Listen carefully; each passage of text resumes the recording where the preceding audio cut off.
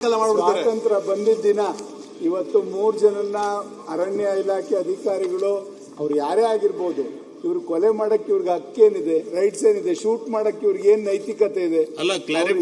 ರಕ್ಷಣೆಗೆ ಬೇಕು ಅಂದ್ರೆ ಮಂಡಿಯಿಂದ ಕೆಳಗೊಡಿಬೇಕು, ಎಲ್ಲಿ ಗುಂಡಾರಿಸಬೇಕು ಅಂತಕ್ಕಂಥದ್ದು ಅವ್ರಿಗೆ ವಿಧಿಗಳಿದೆ, ವಿಧಾನಗಳಿದೆ. ಅದನ್ನ ಬಿಟ್ಟು ಇವರು ಅವ್ರಿಗೆ ಏಕಾಏಕಿ ಫೈರ್ ಅವ್ರ ಎದೆಗೆ ಹೋಗೋ ಅಂತ ರೀತಿಯಲ್ಲಿ ನಾಟ ರೀತಿಯಲ್ಲಿ ಪಾಯಿಂಟ್ ಬ್ಲಾಂಕ್ ಅಲ್ಲಿ ಹತ್ರದಿಂದ ಫೈರ್ ಮಾಡಿದ್ದಾರೆ ಅಂತಕ್ಕಂಥದ್ದು ಸಂಶಯ ಇದೆ. ಆಮೇಲೆ 4ನೇ ವ್ಯಕ್ತಿ ಯಾರವನು ಮಹಿಮಾ ದಾಸ್ ಅಂತಕ್ಕಂಥವನು ಹಾಸ್ಪಿಟಲ್ ಇದ್ದವನು ಎಲ್ಲಿಗೆ ಹೋದ ಅಂತಕ್ಕಂಥದ್ದು ಒಂದು ನಮ್ಗೆಲ್ಲರಿಗೂ ಕೂಡ ಅನುಮಾನ ಇದೆ. ಆತ ಅಲ್ಲಿದ್ದಿದ್ರೆ ಎಲ್ಲ ನ್ಯಾಯ ಇರ್ತಕ್ಕಂಥ ವಾಸ್ತುಸ್ಥಿತಿ ಹೇಳ್ತಿದ್ದ ಅಂತಕ್ಕಂಥದ್ದನ್ನ ಮರೆಮಾಚಲಿಕ್ಕೆ ಏನಾರು ಅರಣ್ಯ ಇಲಾಖೆಯವರು ಅವನ್ನೆಲ್ಲರೂ ಬೇರೆ ಕಡೆ ಇಟ್ಟಿದ್ದಾರ ಅಂತಕ್ಕಂಥ ಸಂಶಯ ನಮ್ಮೆಲ್ಲರಿಗೂ ಕೂಡ ಮೂಡಿದೆ.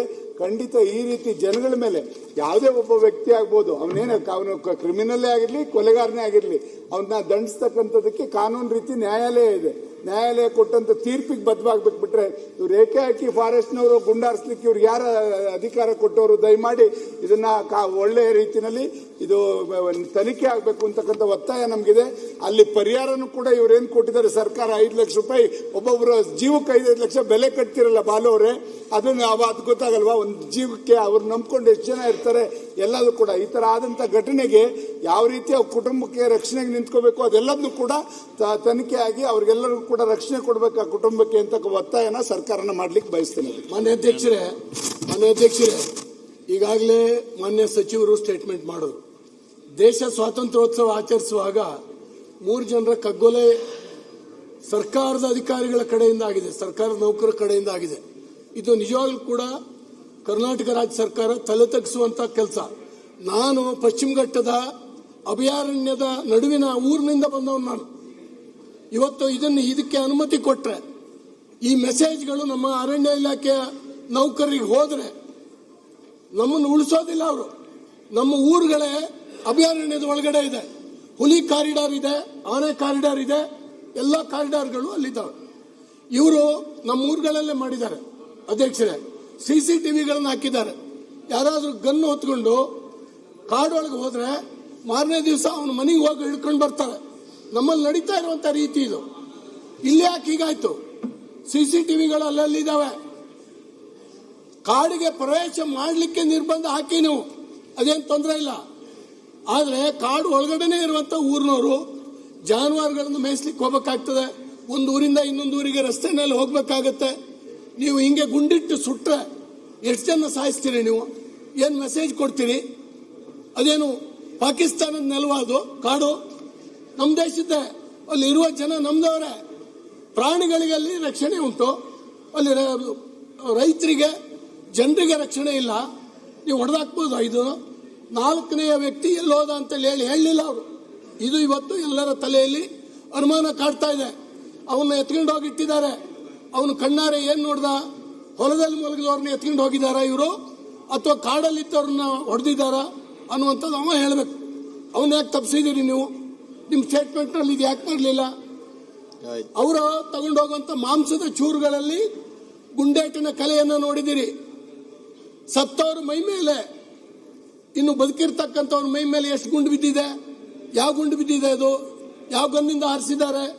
ನಿಮ್ ಸ್ಟೇಟ್ಮೆಂಟ್ ನಲ್ಲಿ ಬರಲಿಲ್ಲ. ಹಾಗಾಗಿ ಅಧ್ಯಕ್ಷರೇ, ಇವ್ರು ಹೇಳಿದ್ರು ಕಾಡು ಕಳ್ಳರು ಅಂತ ಹೇಳಿ ಡಿಕ್ಲೇರ್ ಮಾಡಿಬಿಟ್ರು. ಈ ಹಿಂದೆ ಅವ್ರ ಮೇಲೆ ಎಷ್ಟು ಪ್ರಕರಣ ಇತ್ತು? ಅವ್ರ ಎಬಿಚಿಯಲ್ಸ ಎಷ್ಟು ಪ್ರಕರಣಗಳನ್ನ ಹೂಡಿದಿರಿ? ಇವನ್ನ ನೀವು ಹೇಳಲಿಲ್ಲ. ಹೀಗಾಗಿ ಅಮಾಯಕ ಜನರನ್ನ ಇವತ್ತು ಕೊಂದಿದ್ದೀರಿ. ಇದು ಸಾಮಾನ್ಯ ಸಂಖ್ಯೆ ಅಲ್ಲ, ಅತ್ಯಂತ ಗಂಭೀರವಾದಂತಹ ಪ್ರಕರಣ ಅಧ್ಯಕ್ಷರೇ. ಇದನ್ನ ಚರ್ಚೆಗೆ ನೀವು ಅವಕಾಶ ಕೊಡಬೇಕು ಮತ್ತು ಸರಿಯಾದಂತಹ ತನಿಖೆ ನಡೀಬೇಕು. ಆ ಕುಟುಂಬಗಳಿಗೆ ಸಾಂತ್ವನ ಹೆಂಗೆ ಹೇಳ್ತೀರಿ? ನೀವು ಎಷ್ಟು ಲಕ್ಷ ಕೊಡಿ ಅವ್ರನ್ನ ಜೀವ ತಂದು ಕೊಡ್ಲಿಕ್ಕೆ ಸಾಧ್ಯ ಇಲ್ಲ. ಇವತ್ತು ಅವ್ರನ್ನ ಸುತ್ತುವರೆದು ಹಿಡಿಬಹುದಾಗಿತ್ತು, CCTVಗಳಿತ್ತು. ಎಬಿಚಿಯಲ್ಸ್ ಆದ್ರೆ ನಿಮ್ಮ ಫಾರೆಸ್ಟ್ ಗಾರ್ಡ್ ಮತ್ತು ವಾಚ್ಮನ್ಗಳಿಗೆ ಪ್ರತಿಯೊಬ್ಬರ ಮಾಹಿತಿ ಇರ್ತದೆ. ಆ ಊರಿನಲ್ಲಿ ಯಾರು ಕಳ್ಳಾಟ ಕಡಿಯವ, ಯಾರು ಶಿಕಾರಿ ಮಾಡವ ಅಂತ ಹೇಳುವಂತ ಮಾಹಿತಿ ಇರ್ತದೆ. ಅವ್ರ ಮನೆ ಬಾಗಿಲಿಗೆ ಹೋಗಿ ಹೇಳ್ಕೊಬರ್ಬೋದಾಗಿತ್ತು. ನೀವು ಮೊಕದ್ದಮೆ ಹಾಕ್ಬೇಕಾಗಿತ್ತು. ನೀವೇನು ಕೋರ್ಟ? ನೀವು ಶಿಕ್ಷೆ ಕೊಡ್ಲಿಕ್ಕೆ ಮರ್ಡರ್ ಮಾಡಿದ್ದೀರಿ ನೀವು. ಹಾಗಾಗಿ ನೀವು ಕ್ಷಮೆ ಕೇಳಬೇಕು, ಆ ಜನರ ಕ್ಷಮೆ ಕೇಳಬೇಕು, ಅವರಿಗೆ ಸರಿಯಾದಂತ ಸೂಕ್ತ ಪರಿಹಾರ ಕೊಡಬೇಕು. ಮತ್ತು ಯಾರು ಇದನ್ನ ಹೊಡೆದಿದ್ದಾರೆ, ಅನವಶ್ಯಕವಾಗಿ ಅಮಾಯಕರು ಹೊಡೆದಿದ್ದಾರೆ, ಅವರಿಗೆ ಶಿಕ್ಷೆ ಆಗುವಂಥದ್ದು ಅವಶ್ಯಕತೆ ಇದೆ. ಇಲ್ಲದೇ ಇದ್ರೆ ನಾವು ಯಾರು ಪಶ್ಚಿಮ ಘಟ್ಟದ ಆ ಕಾಡುಗಳಲ್ಲಿ ವಾಸ ಮಾಡುವಂಥವ್ರು ಬಹಳ ಬಹಳ ಬಹಳ ಹೆದರಿ ಹೋಗಿದ್ದಾರೆ. ಇದರಿಂದಾಗಿ ನಾವು ಓಡಾಟ ಮಾಡ್ಲಿಕ್ಕೆ ಆಗ್ತದಾ ಇಲ್ವಾ ಅಂತ ಹೇಳಿ ಇದು ಆಗಬೇಕು ಅಧ್ಯಕ್ಷರು ನಾವು ಒತ್ತಾಯಿಸ್ತಾ ಇದ್ದೀವಿ. ಸಭಾಧ್ಯಕ್ಷ ಒಂದೇ ಒಂದು ಪಾಯಿಂಟ್. ಸಭಾಧ್ಯಕ್ಷ ಒಂದೇ ಒಂದು ಪಾಯಿಂಟ್ ಬೇರೆ ಪಾಯಿಂಟ್. ಮನೆ ಸಭಾಧ್ಯಕ್ಷರೇ, ಈಗಾಗಲೇ ಕಾಡಂಚಿನಲ್ಲಿರ್ತಕ್ಕಂಥ ರೈತರು ಇರ್ಬೋದು, ಅದೇ ರೀತಿ ಕಾರ್ಮಿಕರು ಇರ್ಬೋದು, ಈ ಕಾಡಂಚಿನ ಜನರು ಮತ್ತೆ ಅರಣ್ಯಾಧಿಕಾರಿಗಳ ಮಧ್ಯೆ ಸಂಘರ್ಷ ಅಂತೂ ನಿರಂತರವಾಗಿ ನಡೀತಾನೆ ಇದೆ. ಶಿವಮೊಗ್ಗ ಜಿಲ್ಲೆ ಇರ್ಬೋದು, ಉತ್ತರ ಕನ್ನಡ ಇರ್ಬೋದು, ಮಡಿಕೇರಿ ಇರ್ಬೋದು, ಕರಾವಳಿ ಭಾಗದಲ್ಲೂ ಕೂಡ ಈ ಅರಣ್ಯ ಅಂಚಿನಲ್ಲಿರ್ತಕ್ಕಂಥ ಜನರು ಮತ್ತೆ ಅಧಿಕಾರಿಗಳ ಮಧ್ಯೆ ಸಂಘರ್ಷ ನಡೀತಾ ಇರ್ತಕ್ಕಂಥ ಒಂದ್ ಕಡೆ ಆದರೆ, ನೆನ್ನೆ ಹನೂರಿನಲ್ಲಿ ನಡೆದಿರ್ತಕ್ಕಂಥ ಘಟನೆ, ಇವತ್ತು ಅರಣ್ಯಾಧಿಕಾರಿಗಳು ತಮ್ಮ ಆತ್ಮರಕ್ಷಣೆಗೋಸ್ಕರ ಎನ್ಕೌಂಟರ್ ಅಂತ ಹೇಳಿದ್ರೆ ಖಂಡಿತ ಇದು ಸಾಕಷ್ಟು ಅನುಮಾನಗಳಿಗೆ ಎಡೆ ಮಾಡಿಕೊಟ್ಟಿರ್ತಕ್ಕಂಥದ್ದು. ಆಗ ಗಂಭೀರ ಚರ್ಚೆನೂ ಕೂಡ ಆಗಬೇಕು. ಮತ್ತೆ ಎಲ್ಲದಕ್ಕಿಂತ ಮಿಗಿಲಾಗಿ ರಾಜ್ಯ ಸರ್ಕಾರದ ಕಡೆಯಿಂದ ಸರಿಯಾದ ರೀತಿಯ ಕ್ರಮವನ್ನು ಕೂಡ ಕೈಗೊಳ್ಳಬೇಕಾಗ್ತದೆ. ಯಾರು ಅಧಿಕಾರಿಗಳು ಈ ರೀತಿ ಎನ್ಕೌಂಟರ್ ಮಾಡಿದ್ದಾರೆ ಅವ್ರ ವಿರುದ್ಧ ಏನ್ ಆಕ್ಷನ್ ತಗೊಳ್ತಾರೆ ಸರ್ಕಾರ, ಅವ್ರನ್ನ ಸಸ್ಪೆಂಡ್ ಮಾಡ್ತಾರ, ಏನ್ ಆಕ್ಷನ್ ತೆಗೆದುಕೊಳ್ತಾರೆ, ಆ ಕುಟುಂಬಕ್ಕೆ ಏನ್ ಪರಿಹಾರ ಕೊಡ್ತಾರೆ ಅನ್ನೋದನ್ನು ಕೂಡ ಸದನಕ್ಕೆ ಸ್ಪಷ್ಟಪಡಿಸಬೇಕು ಅಂತೇಳಿ ತಮ್ಮ ಮುಖೇನ ನಾನು ವಿನಂತಿಯನ್ನು ಮಾಡ್ತಾ ಇದ್ದೇನೆ. ಈಗ ಕೊಡ್ತೀರಾ ಆಮೇಲೆ ಕೊಡ್ತೀರಾ ಮಂತ್ರಿಗಳೇ? ದಯಮಾಡಿ, ಯಾಕೆಂದ್ರೆ ಇವತ್ತು ಇದೊಂದು ಒಳ್ಳೆ ಮೆಸೇಜು ತಮಗೆ ನಾನು ಅಭಿನಂದಿಸ್ತೇನೆ. ಕಾರಣ ಏನಂದ್ರೆ ಇದು ಚರ್ಚೆ ಆಗ್ಬೇಕಾಗಿತ್ತು, ಅವಕಾಶ ಕೊಟ್ಟಿದ್ದಾರ, ಚರ್ಚೆ ಆಗಿದೆ. ಇಲ್ಲಿ ಒಂದು ಪದ ಏನಂದ್ರೆ ಕಾರ್ಗಳ್ರು ಅಂತಾರೆ. ಅವ್ರ ಮೇಲೆ ಏನು FIR ಆಗಿದೆ, ಅವ್ರ ಮೇಲೆ ಕಂಪ್ಲೇಂಟ್ ಆಗಿದೆ, ಯಾವ ಆಧಾರದ ಮೇಲೆ ನೀವು ಕಾರ್ಗಳ್ರು ಅಂತ ಹೇಳ್ತೀರಿ? ಅದನ್ನ ಹೇಳ್ಬೇಕಲ್ಲ. ಇದು ಬಹುಶಃ ಏನ್ ಕದ್ದಾರೋ ಗೊತ್ತಿಲ್ಲ, ಅದ್ಯಾವ ಕೇಸ್ ಅವ್ರ ಮೇಲಿಲ್ಲ. ಅದರಿಂದ ಆ ಪದ ಬಳಕೆ ಬಹುಶಃ ಸರಿ ಆಗಲ್ಲ ಅಂತ ನಾನು ಈ ಸಂದರ್ಭದಲ್ಲಿ ಹೇಳಕ್ ಬಯಸ್ತಾ, ಏನಿವತ್ತು ಇದು ಪೂರ್ವ ಪೀಡಿತವಾದಂತ ಒಂದು ಕೊಲೆ ಅಂತ ಈ ಸಂದರ್ಭದಲ್ಲಿ ಹೇಳಕ್ ಬಯಸ್ತೀವಿ. ಯಾತಕ್ಕೆ ಇಲ್ಲಿ ಹೇಳ್ತಾರೆ 30 ಕೆಜಿ ಬಟ್ಟೆಂದಿತ್ತು ಅಂತ, ಅದು ಚರ್ಮ ಎಲ್ಲೋಯ್ತು ಅದೇ ಹೇಳ್ಬೇಕಲ್ಲ. ಏನು ಅವ್ರು ತಿಂದ್ರ ಅಲ್ಲ ಫಾರೆಸ್ಟರ್ ತಿಂದ್ರ? ಚರ್ಮ ಇಲ್ದಾನೆ 30 ಕೆಜಿ ಮಟನ್ ಹೆಂಗ್ ಬರುತ್ತೆ ಅಧ್ಯಕ್ಷರೇ? ಹಾಗಾಗಿ ಬಹುಶಃ ಈ ಸರ್ಕಾರ it is a face saving statement ಈ ಸಂದರ್ಭದಲ್ಲಿ ನಾನು ಹೇಳಕ್ ಬಯಸ್ತೀನಿ. 100% ಸುಳ್ಳು. ಇವತ್ತು ಓಲಿ ಅಲ್ಲದು ಹೇಳ್ಬೇಕಲ್ಲ, ಓಲಿ ಚರ್ಮ ಉಳಿದಿದೆ, ಇಲ್ಲಿ ಚರ್ಮನ ಅಲ್ಲಿ ಯಾರಾದ್ರೂ ಕಟ್ ಮಾಡ್ತಾರೆ ಅಧ್ಯಕ್ಷರೇ? ನಿಮಗೆ ಪಕ್ಕದಲ್ಲೇ ಇದ್ದೀರಿ ಫಾರೆಸ್ಟ್, ಯಾರು ಅಲ್ಲಿ ಕಟ್ ಮಾಡಕ್ಕಲ್ಲ. ಊರಿ ತಾಡೋಗಿ ಕಟ್ ಮಾಡ್ಕೊಂಡು ಮಾಂಸ ಹಂಚ್ಕೊಳ್ಳೋದು ನಾವು ನೋಡಿದೀವಿ. ಆದ್ರೆ ಇವ್ರೇನ್ ಹೇಳ್ತಾರೆ ಸರ್ಕಾರ, ಇಲ್ಲ ಅದರಲ್ಲಿ 30 ಕೆಜಿ ಇತ್ತು, ಆ ಚರ್ಮ ಎಲ್ಲಿ ಕಳಿಸಿ ಅಂತ ಹೇಳ್ಬೇಕಲ್ಲ. ನಮ್ಮ 1972 ಆಕ್ಟ್ ಏನಲ್ಲಿ ಏನಾದ್ರೂ ಕೊಲೆ ಮಾಡಬೇಕು ಅಂತ ಇದೆಯಾ? That is most important. ನೀವು ಮಾಡಬೇಕು, ಎದುರಿಸಬೇಕು, ನಾನು ಒಪ್ತೀನಿ. ನೀವು ಕಾಲಿಗೋ ಕೈಗೋ ಹೊಡೆದಿದ್ರೆ ಓಕೆ. ಅಲ್ಲೇನು ಹೇಳ್ತಾರೆ, ಕೇವಲ 7 ಮೀಟರ್ 8 ಮೀಟರ್ ಹೊಡೆದಿರೋದು, ಅದಾಗ ಎದೆಯೇ ಹೊಡಿಬೇಕಾಗಿತ್ತು. ಕಾಲು ಅವ್ರಿಗೆ ಕಣ್ಣಿಗೆ ಕಾಣ್ತಿರ್ಲಿಲ್ವಾ? ಫಾರೆಸ್ಟ್ನವ್ರಿಗೆ ಕಣ್ಣಿಗೆ ಕಾಲಕ್ಕಲ್ವ ಸ್ವಾಮಿ? ಇಟ್ ಶೋಸ್ ಪರ್ಪಸ್ ಆಗಿ ಕೊಲೆ ಮಾಡಿರೋದು. It is A killing, totally killing. ಇದ್ರಲ್ಲಿ ಯಾವ ನ್ಯಾಯ ನೀತಿ ಇಲ್ಲ.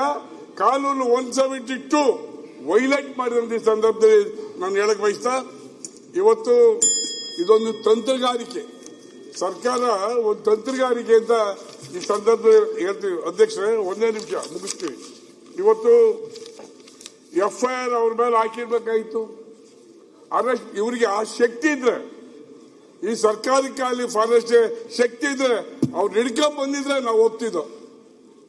ಅವ್ರು ಹಿಡಿದೇ ಬರೀ ಶೂಟ್ ಮಾಡದೆ ಒಂದು ದೊಡ್ಡ ಅಚೀವ್ಮೆಂಟ್ಸ್ ಅಂದ್ರೆ what you mean of it?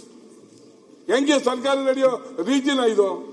ದಯಮಾಡಿ ಇದು ಬಹಳ ಅಧ್ಯಾಯ ಆಗಿದೆ. ಮತ್ತೆ ಆ ಕುಟುಂಬಕ್ಕೆ ಯಾವುದೇ ರಾಜ್ಯದಲ್ಲಿ ಇರಲಿ, ತಮಿಳುನಾಡು ಇರಲಿ, ಕರ್ನಾಟಕ, ಕೇರಳ ಇರಲಿ, ಅವ್ರಿಗೊಂದು ಕುಟುಂಬ ಇರ್ತದೆ. ಆ ಕುಟುಂಬದವರಿಗೆ ನೀವು ಕೊಡೋ ಪರಿಹಾರ ಸರಿಯಾಗೋದಿಲ್ಲ. ಒಳ್ಳೆ ಪರಿಹಾರ ಅವ್ರಿಗೆ ಕೊಡಬೇಕು. ಇವತ್ತು ರೈತರು ಯಾಕೆ ಹೋರಾಟ ಮಾಡ್ತಾರೆ ದಯಮಾಡಿ ಅರ್ಥ ಮಾಡ್ಕೊಳ್ಳಿ ಅಧ್ಯಕ್ಷರೇ. ರೈತರು ಹೋರಾಟ ಮಾಡ್ತಾರೆ ಅಂದ್ರೆ ಕಾರ್ಗಳ್ರಿಗೆ ಹೋರಾಟ ಮಾಡಕ್ಕಿಲ್ಲ, ಶೂಟರ್ ಹೋರಾಟ ಮಾಡಕ್ಕಿಲ್ಲ. They are really farmers. ಸತ್ತಿರೋರು ರಿಯಲಿ ಫಾರ್ಮರ್ಸ್. ಅವ್ರನ್ನ ಕೊಲೆ ಮಾಡೋದಕ್ಕೋಸ್ಕರ ರೈತ ಸಂಘಟನೆ ಇವತ್ತು ಹೋರಾಟಕ್ಕೆ ಹಾಕಿದೆ. ನಾನು ಹೇಳ್ತೀನಿ, ಸರ್ಕಾರ ಇವತ್ತೇನೋ ಒಂದು ಮಾಡಿದ್ದಾರೆ ನಮ್ಮ ಪುಟ್ರಿಂಗ್ ಶೆಟ್ಟರು ಜುಡಿಷಿಯರಿ. ಈಗ ಅಲ್ಲಿನವರೆಗೆ ಆ ಅಧಿಕಾರಿ ಮೇಲೆ ಏನ್ ಕ್ರಮ ತಗೋತೀರಿ? ಶೂಟ್ ಔಟ್ ಮಾಡಿದ್ರೆ ಏನ್ ಕ್ರಮ ತಗೋತೀರಿ? ಅದನ್ನ ಹೇಳ್ಬೇಕಲ್ಲ ಸದನ್ಗೆ. ಸದನ್ಗೆ ಹೇಳಿದ್ರೆ ಹೆಂಗಾಗ್ತದೆ? ಬರೀ ಸ್ಟೇಟ್ಮೆಂಟ್ ವರ್ಕೌಟ್ ಆಗೋದಿಲ್ಲ. ನಾವು ಇಷ್ಟೆಲ್ಲ ಕೂಗಾಡಿ ಗಲಾಟೆ ಮಾಡೋ ಉದ್ದೇಶ ಆ ಕುಟುಂಬಕ್ಕೆ ನ್ಯಾಯ ಸಿಗಲಿ.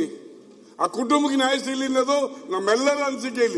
ಇಲ್ಲೇನು ರಾಜಕಾರಣ ಮಾಡೋದಿಲ್ಲ. ರಾಜಕಾರಣ ಮಾಡೋಕ್ಕೇನು ಕೊಲೆ ಮಾಡ್ಬೇಕಾ? ಅದು ನಮ್ಮ ಕ್ಷೇತ್ರವಾ? ಅದೂರು ಕ್ಷೇತ್ರಪ್ಪ. ಪುಟ್ರಿಂಗ್ ಶೆಟ್ಟರ್ ದತ್ತರಿಗೆ ಹೋಗೋದಿಲ್ಲ. ಹಾಗಾಗಿ ನಾನು ಸರ್ಕಾರಕ್ಕೆ ಒತ್ತಾಯ ಮಾಡ್ತೀನಿ, ಯಾರು ಅವ್ರಿಗೆ ಸರ್ಕಾರ ಪರ್ಮಿಷನ್ ಕೊಟ್ಟಿಲ್ಲ ಅಥವಾ ಅವ್ರ ಸಂಬಂಧಪಟ್ಟ DFO ಕೊಟ್ಟಿದ್ದಾರೆ, ಯಾರು ಕೊಟ್ಟಿದ್ದಾರೆ? ಇವ್ರು ಸುಮೋಟೋ ಡಿಸಿಷನ್ ತಗೊಳ್ಳೋದಾದ್ರೆ ಲಾ ಅಂಡ್ ಆರ್ಡರ್ ಏನಾಗಿದೆ ಸ್ವಾಮಿ ಈ ರಾಜ್ಯದಲ್ಲಿ? ಏನಾಗಿದೆ? ದಯಮಾಡಿ ಕೂಡಲೇ ಕೊಡ್ತಾರೆ. ಸಸ್ಪೆನ್ಷನ್ ಮಾಡಬೇಕು.